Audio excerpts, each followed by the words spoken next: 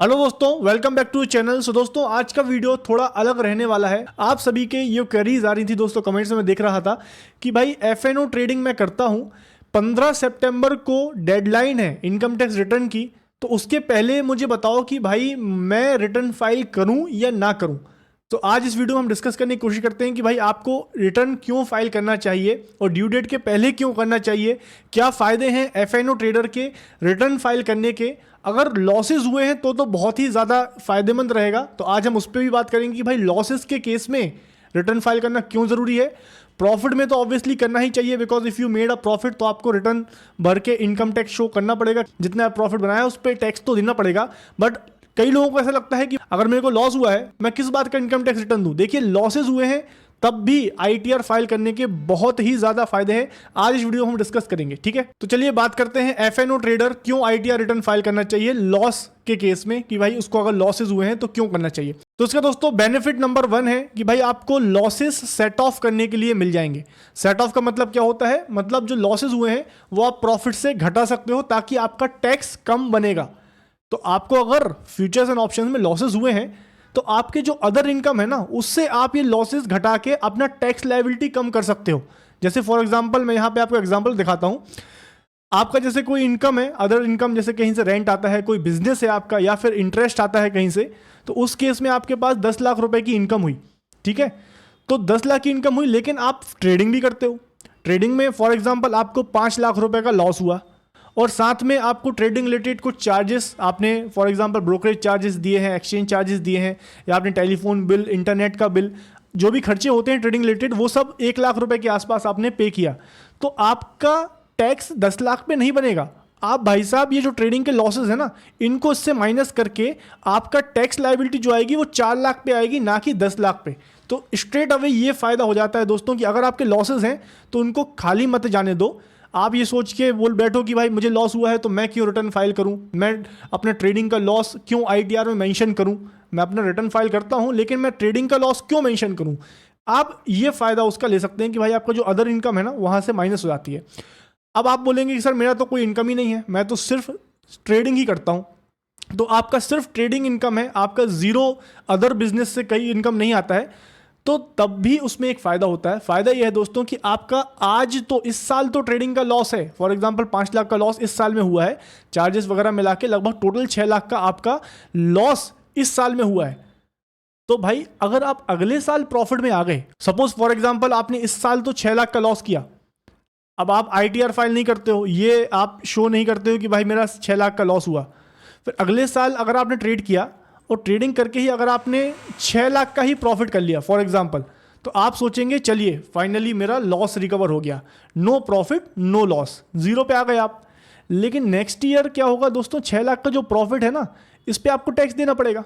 आप बोलो कि मैं नहीं दूंगा, तो भाई चलो आप अगर आईटीआर फाइल करके ना दो, बट रिकवरी तो आ सकती है, इनकम टैक्स से आपके पास नोटिस तो आ सकता है कि उनके पास तो पैन के आधार पे उसकी सारी डिटेल आपकी उनके पास है, किसने कितना ट्रेड किया क्या नहीं किया।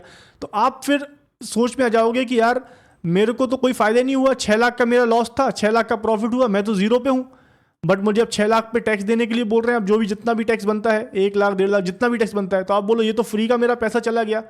तो इस केस में कहीं ऐसा आपके साथ ना हो जाए, इसीलिए पिछले साल का अगर आप लॉस इनकम टैक्स में दिखा दोगे तो भाई अगले साल जब आपका प्रॉफिट होगा ना, तो आप बोलना कि भाई मेरा ये लॉस था पिछले साल, मैं इसका सेट ऑफ ले सकता हूं।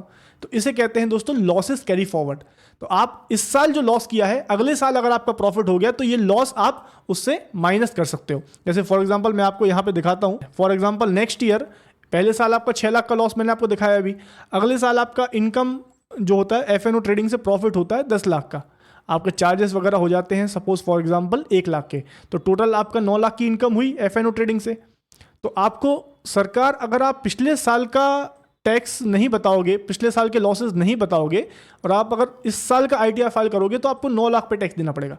बट आपने अगर पिछले साल आईटीआर फाइल किया था जब लॉसेस थे, तो आपका जो टैक्स बनेगा वो 3 लाख पे बनेगा, क्योंकि ये 6 लाख जो है पिछले साल का 9 लाख से माइनस हो जाएगा। तो इसीलिए इस साल जो भी लॉसेस हैं उनको आप डेफिनेटली आईटीआर में दिखा दीजिए, ताकि नेक्स्ट ईयर अगर प्रॉफिट हो तो उसका आपको डिडक्शन मिल जाए कैरी फॉरवर्ड का। तो ये जो मैंने आपको समझाया है दोस्तों, ये मैंने आपको यहाँ पे बताया कि लॉसेस आपके अदर बिजनेस इनकम या अदर इनकम से सेट ऑफ भी हो जाएगा, ठीक है। और आप कैरी फॉरवर्ड भी कर सकते हो। अब आप बोलोगे कितने साल तक कैरी फॉरवर्ड कर सकते हैं? अगले 8 साल तक कैरी फॉरवर्ड कर सकते हो। मतलब आज आपका जैसे लॉस है 6 लाख का लॉस है, इसको आप 8 साल तक रिकवर कर सकते हो, ठीक है ना। ऐसा कि आपने अगले साल 50,000 से रिकवर किया तो आपको 50,000 पे कोई टैक्स नहीं देना, क्योंकि इसमें से 50 कम हो जाएगा, तो आपका कैरी फॉरवर्ड 5.5 लाख बचेगा। फिर नेक्स्ट ईयर फिर आपने 1.5 लाख का प्रॉफिट किया, तो इसमें से हो सकता है कि अब आपको 1.5 लाख पे भी टैक्स नहीं देना है। क्यों? क्योंकि इसमें से ही आप सेट ऑफ मिलेगा। अब आपका 4 लाख का कैरी फॉरवर्ड हो जाएगा। तो इस तरीके से अगले 8 साल तक आपका जो है ये लॉस कैरी फॉरवर्ड हो सकता है, जिसको आप अगले साल बिजनेस इनकम से या फिर एफएनओ ट्रेडिंग की इनकम से या अदर इनकम से सेट ऑफ कर सकते हैं, ठीक है।